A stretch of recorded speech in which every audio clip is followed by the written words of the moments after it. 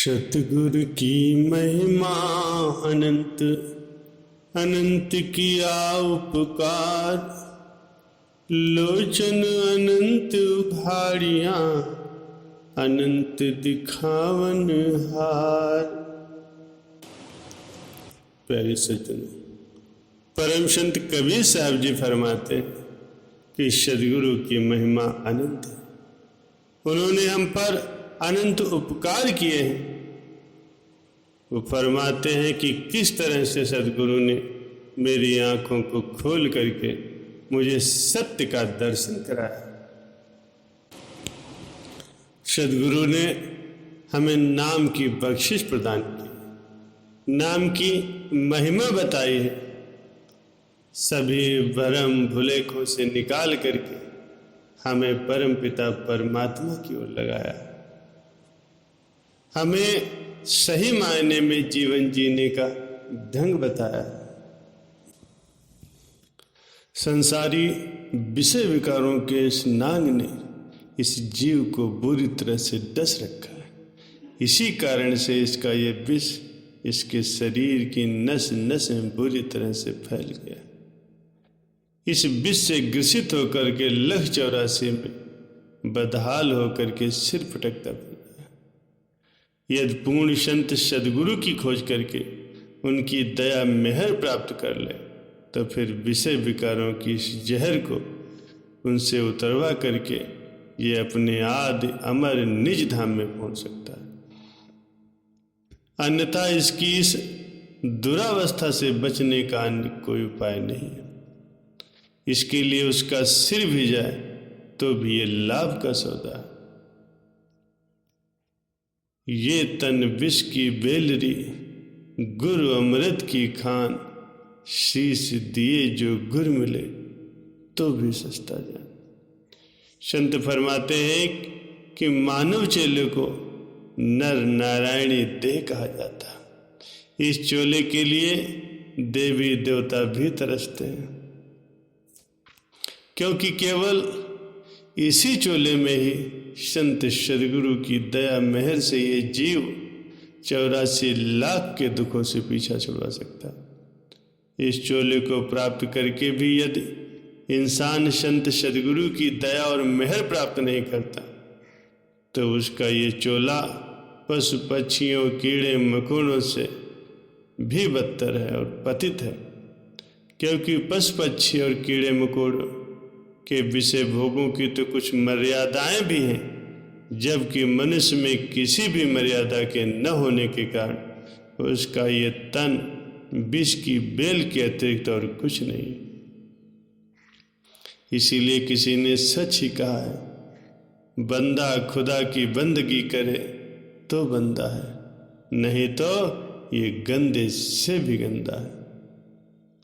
संत सदगुरु जीव को निज नाम दे करके सुरत शब्द का अभ्यास करने की शिक्षा देते हैं। सुरत शब्द का अभ्यास ही एक ऐसा अभ्यास है जो उसके अंदर से विषय विकारों के विष को दूर करके जीव को पवित्र कर सकता है। परंतु आश्चर्य की बात यह है कि आज जगह जगह पर लोग संत सदगुरु बन करके बैठ गए और अपने नाम के आगे संत भी लगाते, क्योंकि संत की तो कोई उपाधि होती कि जिससे किसी को संत लगाने से रोका जा सके। उधर लोग भी अपने उस गुरु से नाम लेकर के ना ही तो ये देखने का कष्ट करते हैं कि उसके शरीर से विषय विकारों का विष उतर रहा है और वो पवित्र हो रहे हैं या नहीं हो रहे, और ना ही ये देखते हैं कि उनका ये तथाकथित गुरु भिखारी बन करके घर घर भीख मांगता फिर रहा है और उसमें असंख्य अन्य अन्य दोष भी भरे, ये सोचते हुए भी कि वो गुरु उनकी कुछ भी भलाई नहीं कर सकता, तो भी वे समाज की शर्म के कारण उसी के साथ बंद करके बैठ जाते हैं और अपना काज कर लेते हैं। जबकि सभी संतों ने ये बात स्पष्ट कही है कि जीव को अपने गुरु में अगर कमी दिखाई दे जाए तो उसको तुरंत ही छोड़ देना चाहिए। अन्यथा उसकी हानि हो जाएगी। इस संबंध में संत अपने वचनों में फरमाते हैं, सुरत शब्द बिन जो गुरु होई, ताको छोड़ो पाप कटो। सुरत शब्द के मार्ग जैसा संसार में अन्य कोई मार्ग नहीं है। सुरत शब्द का अभ्यास ही जीव की आत्मा पर चढ़े मल विक्षेपों के आवरण के पर्दे और उसके शरीर की नस नस के विषय विकारों के इस विष को पूरी तरह से उतार कर उसे पवित्र कर देता है, जिससे वो इसी जन्म में ही उस अद्भुत और अमर निज धाम में पहुंच जाता है, जिसका कि कोई वर्णन नहीं हो सकता। उस आदि घर के बारे में संत फरमाते हैं, नहीं खालिक मखलूक न खिलकत, करता कारण काज न दिक्कत, राम रहीम करीम न केसो, कुछ नहीं कुछ नहीं कुछ नहीं। कुल मालिक के उस धाम में इस सृष्टि के कार्य कलाप, हलचल, रोना पीटना, देवी देवता अवतार कुछ नहीं। वहाँ तो आश्चर्यजनक सुख ही सुख है। और वो मालिक उस अद्भुत व हैरत अंगेज सुख का ही रूप है। उस मालिक के बारे में संत आगे फरमाते हैं, हैरत हैरत हैरत होई, हैरत रूप धरा तुम सोई। प्यारे सज्जनों, ऐसे सद्गुरु जिसे प्राप्त हो जाए, उसे अपने भाग्यों की सराहना करनी चाहिए। उसे अपने सद्गुरु के चरणों में सदैव अपने सिर को झुका कर रखना चाहिए, क्योंकि वो सद्गुरु वो हस्ती है जो हमारे सभी दुखों का निवारण करते हैं। कभी भी अपने भगत को मुसीबत में नहीं छोड़ते। जब कभी भी भक्त पर कोई मुसीबत आती है तो सद्गुरु हमेशा ही उसकी मदद के लिए उसके अंग संग रहते हैं। ऐसे सद्गुरु के चरणों में सदैव अपने ध्यान को लगा कर रखना चाहिए। अपना सिर सदैव सद्गुरु के चरणों में झुका कर रखना चाहिए।